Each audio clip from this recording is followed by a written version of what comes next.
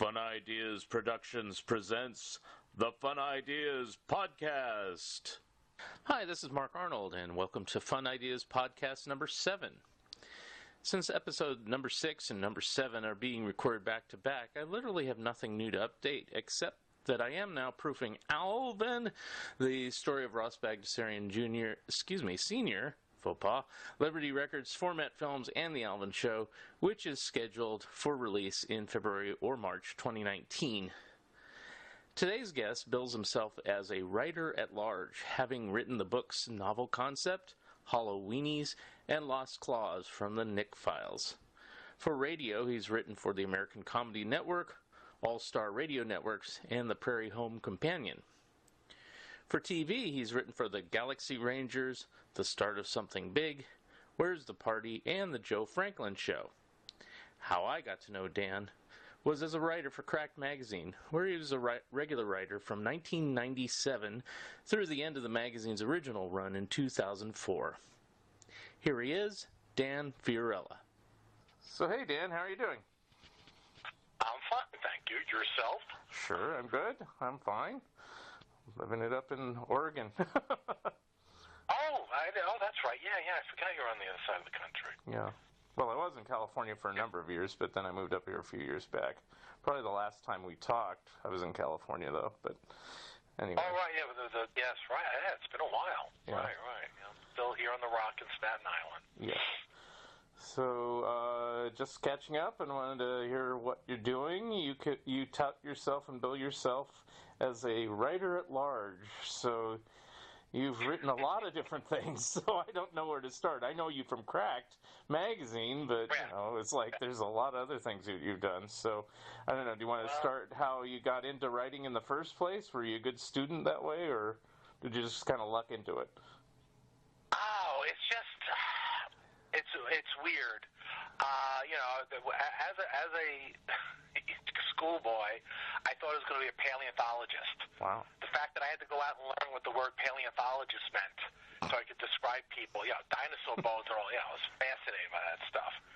And then somewhere in high school, I started to come across things like, the Marx Brothers, National Lampoon, Mad Magazine, and old movies. I grew up with the Abbott Costello were like unbelievable, and I started to see this stuff, and then all the variety shows that existed back then in the 60s and 70s.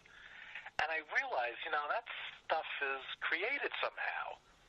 And I was just always attracted to it, and I kind of assumed, maybe you can make a living doing that. Yeah, that's the first one of my assumptions. But it was like, so I went to a Catholic all-boys high school. It was strictly maths and science and football. Mm-hmm. And it was in that time I started to realize, I wanted to do something creative. And I remember telling my parents, I want to write. And they were like, okay, but, what are you going to do in the meantime? But they were, we would look around colleges and did the 2-year thing at the local community college here in New York, the City Community College, where I took a couple of writing classes, and then segued to NYU for the second 2 years, where they didn't even have a writing program back then. The Tisch thing didn't even exist back then, so I basically majored in cinema studies and took assembled a minor in writing out of various different, English lit, journalism writing classes, screenplay writing classes. And from there, it was just a matter of finding a job. And then, I still do the 9-to-5 gig. Mm-hmm. I'll just be here a couple of years, and then, I'll be whisked away. Well, I don't know any writer, except maybe Stephen King, that doesn't have another job. So... Oh, yeah. And people, with all my books, people go, well, you have a regular job? And I go, yes, I like to eat, I like to buy things. So, if I waited for royalties, it's like I'd starve. So it's like... Yeah, yes. you have to. And so I got a friend of mine got me a job at a brokerage house, and that was my 9 to 5 thing. And and I wasn't about to put my life on hold either. I knew, I was friends with actors and performers, and they do. A lot of them do put their lives on hold. And I was seeing people, and I'm like, I did. I had a girlfriend, now my wife, from my last year of high school through college. We dated, and I was like, gee, I can't really put all my eggs in this basket. I mean, I'm in Staten Island, a very blue collar, working community. All cops and firemen. If you don't have a city job, you're kind of looked down upon. We failed somehow, and so that was beaten into me. You just don't love running off to Hollywood to do this stuff. And it's not like I knew anybody in the arts or the entertainment. But when I got to NYU, I was still nosing around, still trying to figure out how I was going to do it. And what was that? I went to one of the guidance counselors who don't know you from Adam, essentially, trying to put together a thing. And he happened to mention, I should look into this. And he hands me this flyer. They were putting together a humor magazine on campus. Apparently there'd been one in the 50s, that died out, and they were getting it together. Apparently they'd been working on it the year before I showed up, and now they were, having their first meeting. So I signed up for that. Thing was called The Plague, and I just it was like, this is it. This is what I want to do. This is where I want to be. And I just fell into that, and that was all my spare time in college was in those offices. It's only a group of us. We churned this thing out once every once a semester, I think. Try to get an occasional special thing. We didn't have the biggest budget, and we weren't the Lampoon, and we knew we couldn't be the Lampoon, so we just were the art. Came from all different types of writers, very absurdist writers. Me, I consider myself very middle of the road, kind of jokey thing. I did cartoonists and whatnot. And for 2 years, actually, I was going to say for 2 years, but for 3, because even after I graduated, I kind of hung around a bit, which is perhaps a little sad, but they would do it. We tried different things, explored different things, and I had a ball. And they just try to keep that going through it. And as a freelancer, you got to kind of take anything that you can grab hold of. Right. So many of them are dead ends and whatnot, but yeah. But when you were planning your writing career, was that the direction you wanted to go, as humor magazines, or was it more scripts for television, or anything? Well, I mean, in my mind, I was like, I had two routes. I was either gonna write comedy movies or sketch comedy for TV. Those are my only 2 things. Right. And I would bounce back and forth between the 2. And occasionally, I would stumble across something else. I mean, just oddball things. Just when there was nothing happening, or because you write the scripts. Yeah. You send them out, you get the rejections, you repackage them. And back then, you're actually physically mailing things. Right. Envelopes, stamps, or return envelopes, so you get the thing back, because you only had so many copies back then. And rejection letter after rejection letter, trying to get an agent, trying to do this, trying to do that. And 2 weird things happened. And friends, they got involved with little theater groups and workshops and whatnot, and they kind of keep the fires lit because you're in a community of fellow writers and actors. I remember there was one thing up on 57th Street. The guy had a storefront theater, and we'd go there once a week and basically cold read each other's work and critique it. I fell in with another group from that. From that group, I met somebody. I got involved with a comedy troupe in New Jersey. Styles Out Substance. They worked out of a theater that was owned by Olympia Dukakis. Just when she was starting to hit her stride, the Oscar nominations, everything, she had created this little community theater out there in Montclair, New Jersey. And when the theater was dark, she let her just artistic director take it over for the Dark Knights, and he could run just doing a sketch comedy show. And we went back and forth, and then I started writing for them. Coming out of college, I wrote for various little groups around the city, and a skit or two would go up. I mean, just went wherever it is. One weird thing, I guess, kind of segued to where we're headed. Mad Magazine ran an ad, an ad in, I think it was the Times Classified, Times or the Village Voice, New York Times or the Village Voice, looking for writers. When was this? This is, I want to say, when they graduated, 79 to 80. Okay. It was like, so I'm like, all right. So I hadn't read it. I read it on and off. I wasn't. We weren't big on subscribing to a lot of things. Working claim if I had 2 jobs and all that, so you didn't have money to throw around on things like that. So I occasionally would read a Mad Magazine, and I put together a series of gags for them, and they bought one. And Don Martin drew it up.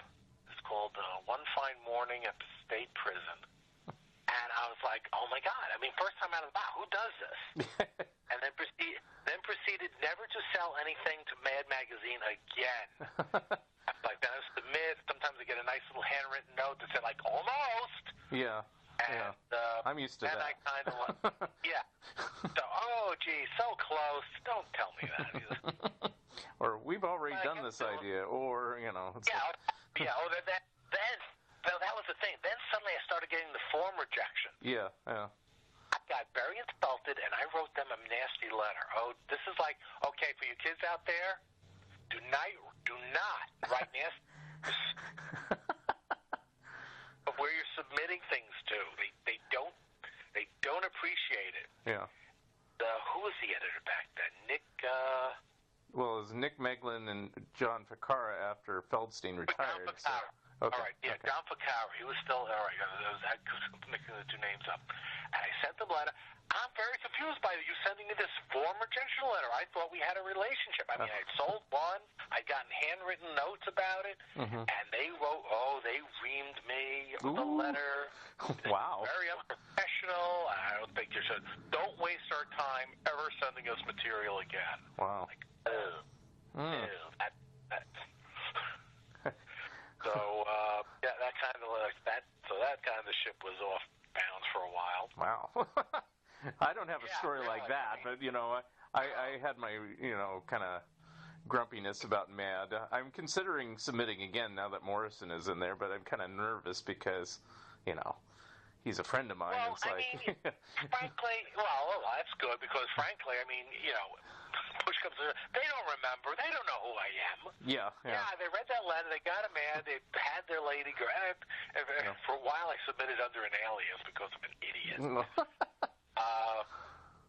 And then finally, someone mentioned to me, "Oh, what about Cracked?"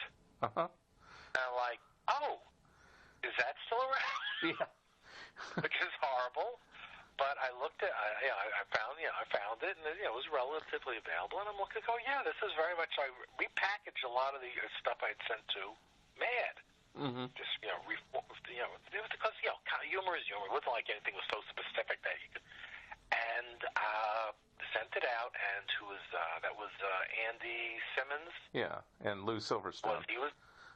Yes, I never dealt with Lou so much, but Andy was like, I send it out, and he calls me up. We received your packet, and we like a couple of the ideas there. We'd like to buy them. And I'm like, sure. And that began the relationship.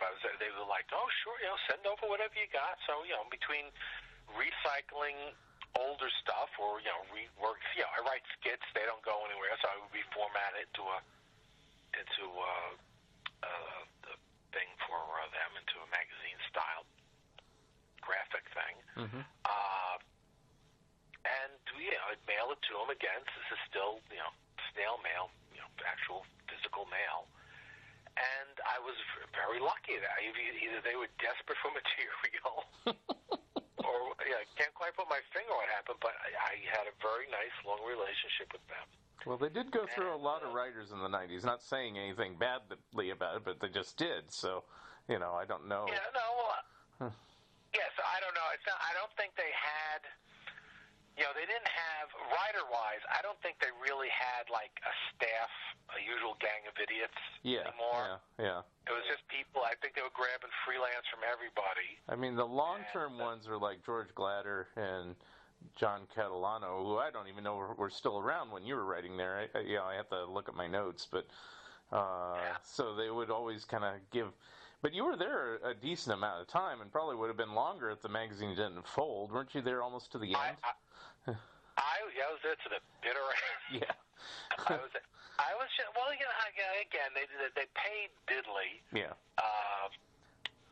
And again, it wasn't my main source of income. So I wasn't like, and this is like both just the truth and a failing. I just wasn't hungry because I knew it was it was nice and great. We could certainly use the extra cash, and I did consider it my second job. I mean, everybody growing up, everybody you knew always was moonlighting somewhere, had a second job to make ends meet. Mm-hmm. So I considered this my second job. Mm-hmm. And Andy Simmons liked my stuff. I would send them there. Usually every packet of thing, they would like at least one thing. I don't recall ever having one, like, flat out rejection. I usually send 3 or 4 things at once. You don't want to send them one at a time. Right. And I would generally get one would get in there, and they'd assign it to the artist. I mean, meanwhile, the artwork team they had was amazing. Mm-hmm. And I was lucky that I had, some of the stuff, just how they took what you write in words and then just turned into graphics was remarkable. Now, did you ever get to select the artist, or they always told you who was going to draw it? No, they just assigned it. They would buy it for me, and they would assign it. I would never presume to tell them. Well, this goes into something that's very odd with freelancing in general. Mm-hmm. It's like you're part of something, and yet you're apart from it. Yeah, I'm familiar with that. Yeah, because I've written some comic book scripts, and I've never had any say-so on who I wanted the artist. They've always been told to me. Usually they've been good choices, but it's like, wow, I wouldn't have selected that person, without some research. But anyway. Well, yeah, and plus, and again, this goes back to me. I wasn't hungry. I very, as a freelance, you're kind of in your own world. Frankly, I probably couldn't tell you one artist's name from another. Yeah, I recognize the different styles or everything, but I didn't, like the way people follow baseball teams and they can rattle off the statistics, and I just essentially am a lazy person and never knew. I had my obsessions, old movies I could do, and comedy skits and performance I could do, but something about that I just never quite latched on. I mean, to this day, I still have to stop and try think. And earlier today, I was like, "What was his name? Oh, Simmons, Andy Simmons." Things easily glide through my brain. Yeah. So, it was something. And again, I'm sitting in my, I'm writing, quote unquote, air quotes, writing for Cracked, but I'm sending stuff in the mail. They see it, they mail a check back. I'm not meeting with the people. Mm-hmm. I'm not in an office. There's none of that office, Mary Tyler office camaraderie that you see. Did you ever go? Did you ever go in the office the entire time you worked there, or is it always? Oh. No, twice. I think Andy recognized that to an extent, and he tried a couple of times he wanted to meet people face to face. One time he invited me up for a lunch, which was very lovely. Got to see the offices, and it's just the offices like these really overrun, sloppy offices that were inside another company, because the publisher also owned the bridal magazine. Right. They were kind of like an off the corridor from them.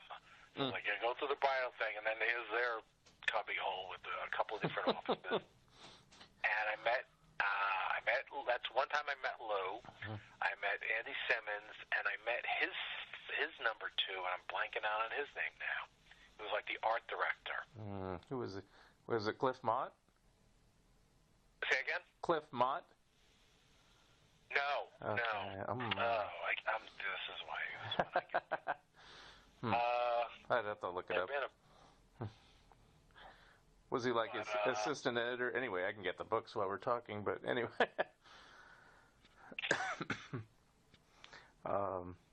So, like you said, it was very small, the offices. Was it like, I always hear weird horror stories about Cracked. It's like one time they're side by side with a porno magazine. Other times it wasn't even an office; it was just a mail drop. And it's like different things. Yeah, I mean, the bulk of everybody's life is, they were mailing it to wherever the offices were. The offices were, there's things up on the wall. It was messy and papers and stuff on the wall. You knew it was creative people worked here. But it wasn't like, we're walking to some sort of fun house where everyone's crazy and having a great old time. Well, you kind of get the impression when, Mad was covered on 60 Minutes, and of course they made it sound like a laugh a minute. It probably wasn't in normal times, but, when you're a kid and you see this, it's like you say. There's even the Simpsons. Even the Simpsons did a gag like that. We're like, go to Mad Magazine. The show, it's like Wacky Wonderland, and pies are being thrown all over the place. And, no, it's not like that. It was just a bunch of guys trying to come up with funny stuff. Right. They took me out to lunch and we were talking. At this point, I had two girls. Well, I had all three kids. One was very young. Two were like in junior high, and I would talk about life stuff. And out of that came one of the stronger. Sorry. Out of that luncheon, when we were talking, we got to talk about braces and kids and everything. And they were like, "Oh, why don't you do something on that?" And I was like, "What?" "Yeah, braces. Do like the history of braces." I was like, "Okay, sure." And I did it. I mean, and it came out great. I submitted it, wrote it up. I guess it was one of those deals, they paid you by page. Yeah. Not how many pages you submitted, but how many pages it would appear in the magazine. And they squeezed the whole thing into 3 pages. Maybe it should have been 4. So it was very cramped and compact. So it was just amazing. That thing came out of one. They would give you feedback. There's one thing I did, Uncle's Guide to Magic. Your Uncle's Guide to Magic. And I submitted that, and they were like, "Yeah, well, this is good, but could you do a little more?" They push you in certain directions, and that came out wonderful. Again, the artwork. Was that Severin? I think that was. And he just created this uncle character that was just so perfect. It was after those, they had those TV specials, The Unknown Magician, and he was exposing the tricks. Oh, yeah. So the premise was the unknown uncle is exposing, pulling the quarter out of his ear bit or making the back, all those, typical uncle little magic tricks. And that one, that got the full thing. That wasn't overwritten like the way the braces thing was. So it looked great on it. I think it was 3 pages as well. and it looked tremendous. And it's like, it's just so remarkable to see your words just translate out to come to life like that. Another time, the only other time I remember being up there, again, it was like one of these things they were trying, I think it was trying to get a sense of camaraderie, trying to get a family together, make a staff. So he called in a lot of the freelancers that lived in the New York area and had a meeting, in a conference room and everything.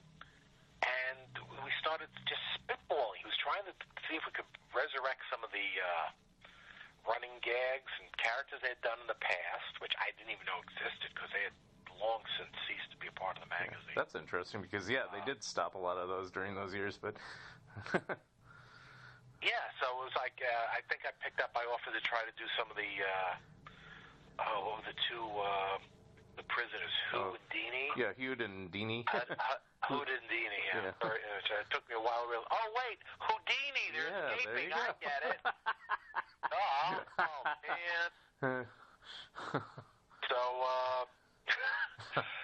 did some of that, and the other thing I remember that came out of that meeting. So this is like 1999, some early 99, maybe 98. Yeah. The 2000 Y2K is coming up, and they had an idea for a thing, and I'm just like so disappointed in it. It never happened. It's like, what if we print the magazine and we start at normal, and this will be whatever, how the January 2000 magazine. Mm-hmm. And a couple of pages into it, the Y2K bug kicks in, and suddenly everything from that point on is 1900. January 90, everything gets flipped back because of the Y2K bug for right. 100 years. And I thought it was wonderful. I remember writing up some sort of Sears catalog parody. Like, who's going to do a Sears catalog? I was like, when else are you going to get to make fun of, right. washing machine? Yeah. It was such a. It put some stuff together, but I don't know I don't know why actually, but it just never came to pass. But that was the one time. It was like trying to hand up and trying to get people to see if we could come up with original things.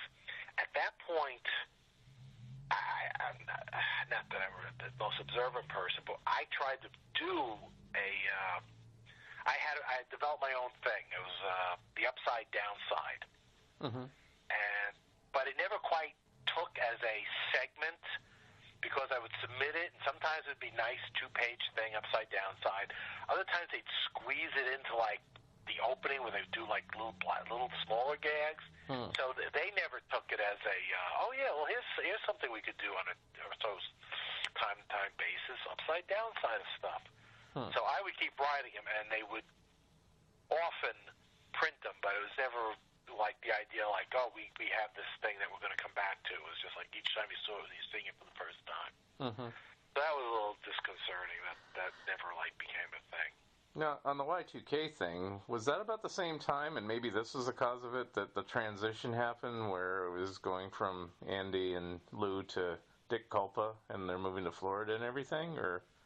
Oh, yes, that's right. Yeah, the timeline would be that. And that might be right. why it was canceled. That's just a thought. I don't know, Yeah, no. I don't know I don't know the exact timetable and things happen, but because that's 2000, 2001 at the end of that, so it must have been happening in that era. Yeah. Because in 2001, everything had moved down to Florida. Mm-hmm. Again, it doesn't affect me. I'm just mailing it to a different address now. Oh, okay. So, it's still Crack magazine, but before everything fell apart, they gave him an issue or two before they started messing with his head. Culpa. Yeah. And so what happened? So then, right at 2001, the 9/11 happens. Then immediately afterward was the anthrax mailing. And one went to the America Media offices down in Florida. So that was, so from 2000 to 2001, that would have been I guess the magazine was looking to sell at that point. I know, what was it? The American Media wanted to buy the wedding magazine from them. And it was sort of like they kind of wound up stuck with Cracked in the process. And, they didn't want to do it. Like, all right, you can buy the wedding magazine, but you got to take Cracked too. I'm like, oh man, but they did. It seems like everybody's like, oh, we have to take Cracked. Okay, fine. Do we really? Is that a thing still? But I mean, I was always told the magazine lasted. I mean, despite everything else. And all the other imitators of Mad, that because of the company Cracked was involved with, they had the most remarkable distribution system out there. Cracked could sell because it was everywhere. Yeah. And that's what I always say, newsstands, supermarkets, because of its tie with the publisher that did the wedding magazines and such. It just was a Globe magazine too. It was Globe, and they own all the other ones like Inquirer and all those other ones. Eventually, well, that's what American Media. Well, American Media owned the Inquirer and the Weekly World News. Okay. I think they were gunning for the wedding magazine and the Globe. Yeah. So they got that. But the problem was, once they sold them to American media, they lost the distribution thing. Right. So which seems weird. Which seems weird to me. That part I don't quite get, but it happened. That's the only thing I know. Yeah. No. Well, that's where Dick Coppola comes in. Apparently, he was working at American media. Yeah. And he heard that Cracked was involved somehow, and he basically talked them into. Yes, by all means, get Cracked, and I would like to run it if I could. Yeah. That was his thing, and so at that point, as I say, we did the new mailing place. Dick tried to do a lot of things, online meetings, conference calls with writers. He did try to keep it going and try to keep the people connected, but the sands were just shifting out from under him. The company gave him no support. Yeah. There was literally one issue. I probably referred to this back in the book, which was like a charity issue. He was begging us, "Could you give me something?" Yeah. And again, I didn't. Not that I wrote up anything new, but I had some stuff that I never submitted. So I said, "Yeah, what the heck? What's it going to do? Sit on my hard drive? Where else am I going to send it?" Now, did you have trouble getting paid during those years? I've heard different horror stories, so it's like. Honestly, no. He was pretty. I mean, we got our fees were cut. Yeah. But I did. Yeah. Again, I think that's more the artists who had trouble because they were making more money than us. Yeah. And they were getting paid at a higher rate. They're getting paid at a higher per page rate. So. We took a cut, but I never had them. I never felt like I had to trace him down for the money or keep calling him and begging him. That's true. I think it is artists that were complaining. Yeah, that's right. Yeah. I won't name names, but yeah. With reason. To me, this is going to sound stupid. To me, the artwork could be infinitely harder than the writing. It's just sometimes, I don't know, just when I'm in the groove, it doesn't feel like work at all. Yeah. So the idea that I'm getting paid for it feels kind of a cheat sometimes. Mm-hmm. But an artist, you got to sit there and ink it and line it and then letter. It's like, that's crazy. That's work. Me sitting down at a typewriter and knocking out a 3-page thing of goofy gags. I could do that standing on my head. Yeah. And get paid? Yes, sir. You sound very similar to me when it comes to writing. I originally wanted to be just an artist. I wanted to have a comic strip and everything like that. Never once considered writing. And even though I was a decent writer, but I hated writing in school, but I realized what I hated writing for. I don't know if you had this situation, but I never liked writing when somebody told me, write about this book. And it's like, I don't want to write about this book. I didn't like that book. Do I have to write about it now? No, I hated that. Yeah. So I didn't think I was a writer. Yeah, well, that's it. Because you're not writing from within. Yeah. I mean, that book reports and all. There were a couple of times. Not that I was a rebel at all. I was just like, basically, I'm still an introvert, and I'm never the class clown or nothing like that. I never, I knew I could be funny, but I never to the point where I get on stage and perform. Although can be a bit of a ham at family functions. Yeah, I'm similar. Certain things. You sometimes when you feel like it's like, oh yeah, I can do goof around or something. But I was never like that. But 2 times, a couple of times, the comedy thing. I guess I knew it was working. That I was different from like the standard kid. School. They did like a school assembly. And I write scenes, and I wrote a comedic scene, and we did it up on at the school assembly, and that really went well. Essentially, I was ripping off a Bob Newhart bit. As a kid, I knew a Bob Newhart. I'd seen him on whatever variety show, right. And I basically transcribed the thing from memory. And first, me and my siblings and some of the neighbors, because we put a show on in the basement. And one of my sister's teachers came to the show and was like, oh, that was wonderful. Would you do that at our school? And we did it at the public school up in the neighborhood. So you're like, it is, I mean, even though I'm not the performer guy, but to get laughs in front of a thing, Do you remember which Newhart one it was? The cigarette or the... It was the driving instructor. Oh, that one. Yeah, that's a good one, too. Yeah. Only I wrote it as a two-man piece. So there was the driving instructor and the person. So I actually had to rewrite it to do the dialogue because I'm ripping on Bob Newhart, but at the same time, I am such a fan of Abbott Costello that I liked Patter. I liked snappy back with Patter. So I merged the two into that. So I did that. One time we had to do a now I'm going to blank on the word. You get up and you have to recite something. It was for speech class.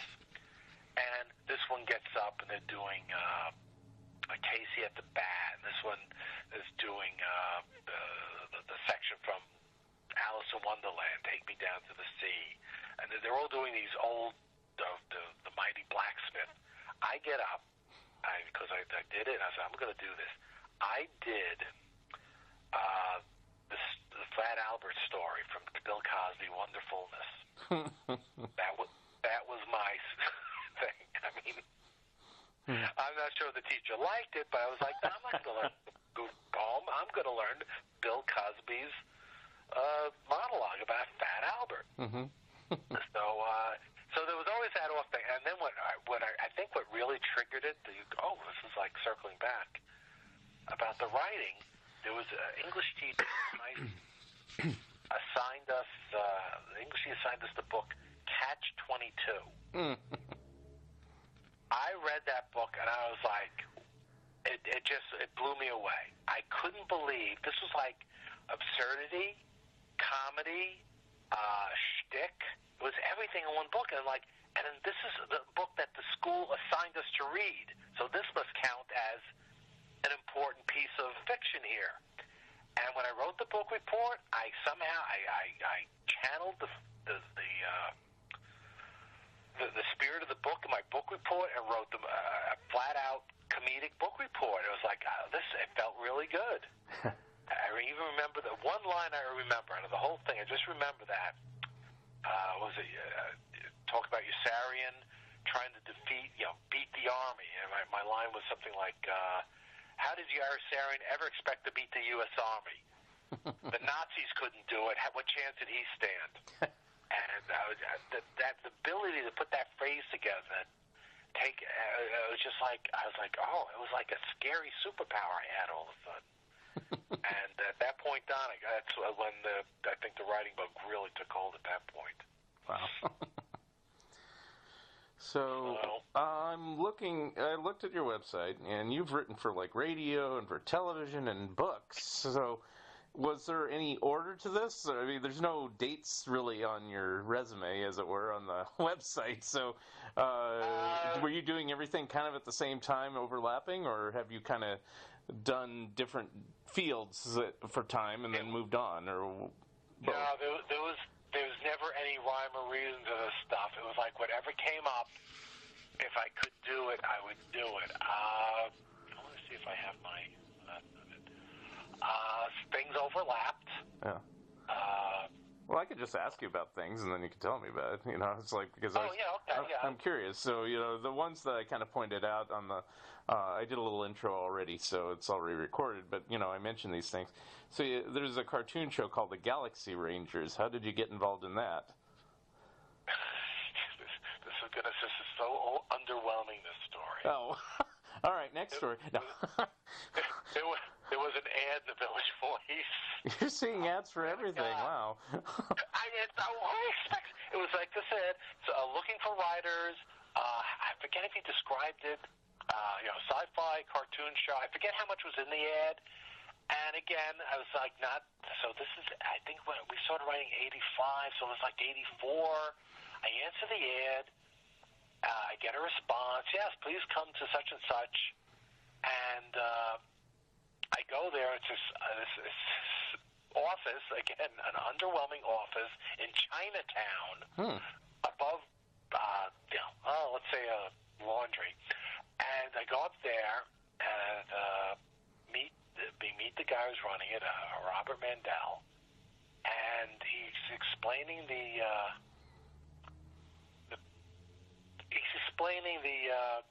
the premise of the show, and it's sci-fi. Now, I am not a sci-fi person. I have to say, I'm a comedy guy, and he's explaining, oh yes, this, and these people, and magic crystals, and hyperdrive, and they travel all the different units, the evil villain queen, and I'm like, oh boy, I mean, it's so over my head, Then he pulls out, shows me the print artwork. He's showing me the different characters. Oh, and here's the wizard character. I forget, I'm blanking on his name now. The wizard character. And here's his assistant, Larry. I'm like, Larry? Why Larry? He goes, why not? And at that point, I was like, oh, okay, he's not. I can do this. I was like, if he's got a sense of humor about it, I can do this. Yeah. And then I got, so I went in. In fact, I had a friend of mine who was way more into fantasy and that kind of stuff. Brought him in because I sent, and he knew I wasn't a sci-fi guy because what I had submitted was something me and my friend had written in college. It was a radio show. We thought we were going to do it on the college radio station. Called Captain Useless. It was a comedy. It was a parody of superheroes. So I said, well, this is kind of fantasy, science fiction. And I sent that in. But it's flat-out comedy. So when he called me in, at least I had that in my mind. Well, he knows what I do. It's not like I try to fake some fancy-schmancy sci-fi 2001 Space Odyssey invention. So he was open to my comedy. I was willing to, work out with his realm, his fantasy realm. And I got to do a couple of scripts for him. And I co-wrote a couple of scripts with my friend who I brought in. He wrote a bunch of scripts for it. And that lasted for a year. Even less than a year, because we had to churn these things out. Right. They had the air date all set in 86, fall of 86. And we had 6 months. He had 6 months to put together 64 shows. Oh boy. So that's why there was an ad in the paper. He just needed volume. He got as many writers as he could. That's why he was so open to me. I recommended my friend, John Rollins, and another friend who did one, Lance Strait, who's a professor at Fordham now, I believe. And they would just take and they would examine it. They would send you back. And then I was getting edited. Then I learned about rewriting, really. And so that went on. That overlapped. I did oh, goodness gracious. So that was 86. Do you remember the animation? Do you remember the animation studio? I mean, it sounds like Deke, but I don't remember. It's like no. It was TMI. TMI. That I mean, because again, I was just working with Robert Mandel Productions. They shipped. That was the thing. It was all written in New York. Characters were all designed in New York, and then they shipped everything to the animation studio in Japan. Okay. They would animate it there, and when the animation was finished, they would put in the voices, which is backwards. Right. So the one time I got to go up there once in a while, go up to their offices, and he showed us around once. They had a little recording studio inside. We saw one of the actors doing it. They would run the thing to him. So it's like dubbing. Yeah. Because you kind of have to match to how the lips are moving. They had the script when they animated it, but it's as opposed to they weren't animating to the voice. But they had names. I mean, let's see, I'm going to blank on his name. Did Lemire? He was the head ranger. He was on Law and Order. He did Lemire and Beauty and the Beast. And I'm blanking on his name. I know what you're talking about. Once you said Law and Order, and he's passed away since. And my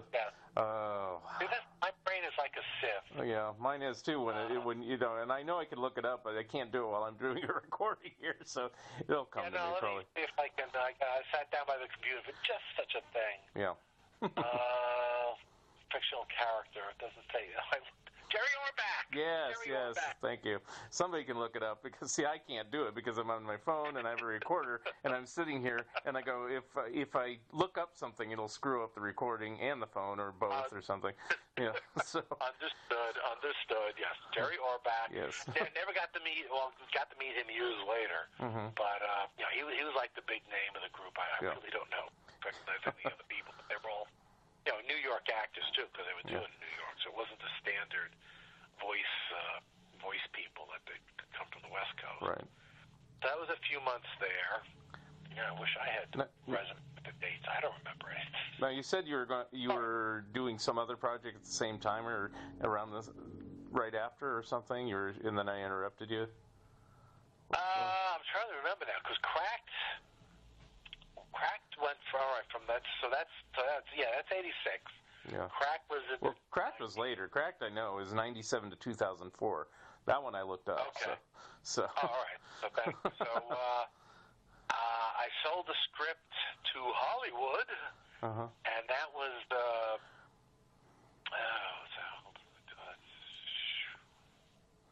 that's 80. Well, I can tell you the other shows you mentioned. I can tell you the other shows you mentioned. You tell me. Yeah, the two. I didn't write down everything you posted, but I mean, I figured the ones that I kind of know. I remember a show, and so I guess you wrote for it. Steve Allen wrote the theme song. It was the start of something big. Yes. Okay. That was like my. All right. That's early. That's like one of my first jobs out of college. Okay. I knew the author of these series of books. And again, I'm going to blank on his name. Oh, I'm horrible. I'm a horrible. These are very nice people who were very nice to me, and I can't remember. They're not listening. Don't worry. Let's throw them all. They're just all nice, wonderful people. There, that gets you out the hook. Okay, so. And he had written a series of books, fascinating books. I might have them on my bookshelf here. The origins of the beginnings of things, the origins of things, famous last words, and he had written he was a writer for Newsweek magazine when that actually meant something, and he was like their science editor. He had written novels and all too, but he got very much on these the reality thing, the nonfiction stuff, and I got to meet him. My brother knew him, introduced, my brother's a writer, maybe you'd like to meet him. And we met, and we stayed in touch slightly. It wasn't like we didn't become best buds and hang out and stuff. And then he gets the gig. They come up with the idea they want to do a companion piece for Lifestyles of the Rich and Famous. Yes, yeah. So they come up with a show, the start of something big, and they were going to mix, the origins of things, everyday things that we know, and then the origins of celebrities. Yeah. So made sense. The idea worked. And, like the first show I remember was Bob Hope, so they kind of looked at his beginnings and how his career started. And they decided the host was Steve Allen. The man had claims to have written like 1,000 songs, and yet nobody can name a second one. Well, I knew he wrote that one, so. Yeah, everybody knows he wrote that one. Yeah. But several comedians pointed when he would brag about it. Yeah, well, what's another one? Quick, name a second song. But the title fit with the idea of the show, so he got money for giving him the rights to this thing. And the author friend, Charles Panutti. Oh, there it is, Charles Panutti. He asked, they wanted to write these little bookends as they go in and out of commercials, the factual everyday stuff. The origins of potato chips, the origins of the Olympics and how they began as naked things. And do you want to write that? I was like, yeah, sure. A paragraph. These things had to be like 30, 45 seconds, a minute tops. So they picked out the ones they tossed it to it. I looked up the stuff based on the book they gave it, and I would write them up. And again, it could be very jokey. It's Steve Allen. You're not gonna. So I'm throwing in puns, doing things. This one he's talking about the potato chip, The Origin of the Potato Chip, and I ended where he's like saluting the man who invented it. He holds up a potato and gets to say, "This spud's for you." Boom. He grimaces even. It was such a bad pun. But Steve Allen wasn't exactly Mr. Highfalutin comedy himself. I know. So that was good. I was lucky. I got to meet him years later. And actually, I saved a copy from the TV guide of the ad for that show, and I got him to autograph it. Okay. And with Jerry Orbach, I met him years later, and I had there used to be a fast food chain. It's still around in some places. Roy Rogers. Roast beef. Yeah, never got out here, but I know what you're talking about. Yeah. All right, they were around here, and they got involved in kiddie meals based on Galaxy Rangers. And so naturally, I spent the next month eating toy boxes to get all the toys and whatnot, because I'm just that shallow. And I saved one of the placemats, which had the Rangers on and everything. And years later, I meet him, and I got him to autograph that. So I'm very, very excited to have gotten that and meet him in person. So, all right. So that was and then well, of course, the downside, the dark underbelly of Hollywood is Steve Allen decided he wanted to bring in his own guy, and we got fired. No. Me and somebody working on because he was going to do the rest of it, and then the show got canceled. Yeah, I was going to say, I think it was on a year or two at most, if I remember. Not even. Yeah, finished out the year, and that was it. So whatever the jobs we lost, it wasn't. He just cut the pain a little quicker. I mean, the other show I remember he did was Meeting of Minds, where he had his wife Jane Meadows and other people dressed like historical figures. He might have written the theme song to that. So there we go. There's another song. Probably. That was PBS, so that was highfalutin. Yeah. I mean, if you're going to do shtick, you get Chirac. You get Plato and the Francis Bacon to do some shtick with it. Then you know you got your highbrow audience. Right. But I am more fond of the Tonight Show, Steve Allen show. Yeah. And I never saw any of those originally, but I do have recordings and seen things. And he did things that actually ended up in like Mad Magazine, like The Answer Man and stuff like that. And stuff like that. It's like wow. That's it. I mean, somebody hit something. Nothing he did was technically original. I'm not Carson Bard from Steve Allen, Letterman from Steve Allen, Carson Bard from. They invented this like a character, and I guess now it's a little more sensitive with joke stealing and all. But back then, I mean, you go back to silent comedy. Oh yeah. There are 3 different movies. One with Chaplin, one with Keaton, and I'm going to say Harry Langdon. And there's a scene of a boat sinking. Yeah. Some huge thing, and they each carry it a different way. They make the gag their own, but they're each doing a gag. Yeah. Harry Langdon, long before City Lights, Harry Langdon did a movie that featured a blind woman. Yeah.